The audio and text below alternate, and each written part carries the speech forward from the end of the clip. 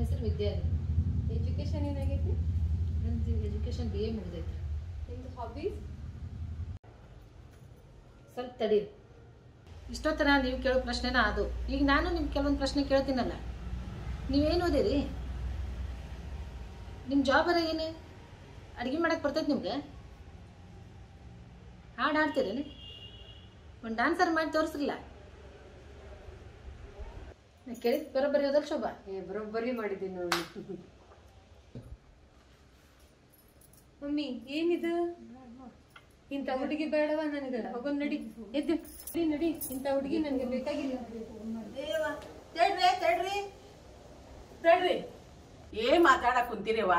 ನಾನು ಆಗಲಿಂದ ನೋಡಾಕ್ ಕುಂತೇನಿ. ನೀವು ಮಾಡೋದು ಸರಿ ಇಲ್ಲ. ಸಬಲೀಕರಣ ಅಂದ್ರೆ ಏನು ಗೊತ್ತೈತ ನಿಮ್ಗ?